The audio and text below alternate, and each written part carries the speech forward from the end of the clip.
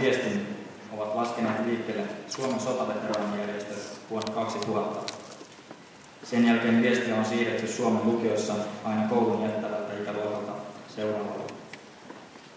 Vapauden viesti. Suomi oli lähes 700 vuotta Ruotsin vallan alla ja yli 100 vuotta Venäjän alamainen. Vuodesta 1917 Suomi on ollut itsenäinen suomalaisten oma maa. Marraskuussa 1939 Suomi joutui väkivaltaisen hyökkäyksen kohteeksi. Yksimielinen kansa ei taipunut. Ensin talvisodassa ja sitten vuosia kestäneessä jatkosodassa maa säilytti itsenäisyytensä.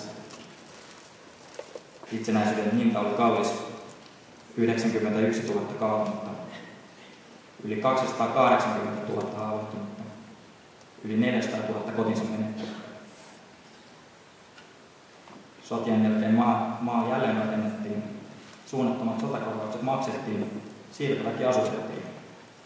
Sen jälkeen ovat uudet sukupolvet rakentaneet vauraan maan, hyvinvointivaltion, länsimaisen oikeusvaltion. Sodan koettelema sukupolvi on saanut työtä puuttevat jatkajat, jotka ovat rauhan toimin vahvistaneet Suomen itsenäisyyttä, kansainvälistä arvostusta ja kunnioitusta.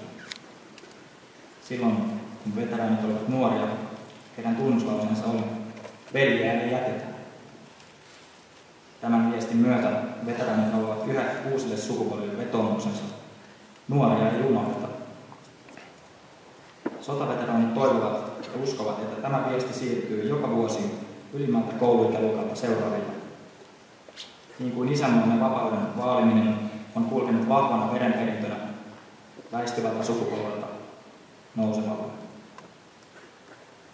Nuorisossa on itsenäisen maan, vapaan kansan tulevaisuus. Pitäkää huolta maanpuolustustahdon säilymisestä, puolustusvoimista ja omasta fyysisestä kunnosta. Suomen itsenäisyyspäivänä 2000. Suomen veteraaniliittojen valtuuskunta.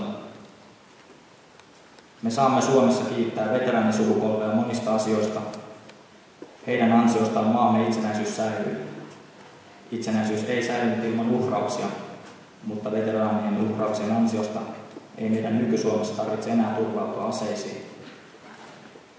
Toivottavasti tämä toteutuisi myös kaikkialla muualla. Hyvää itsenäisyyspäivää!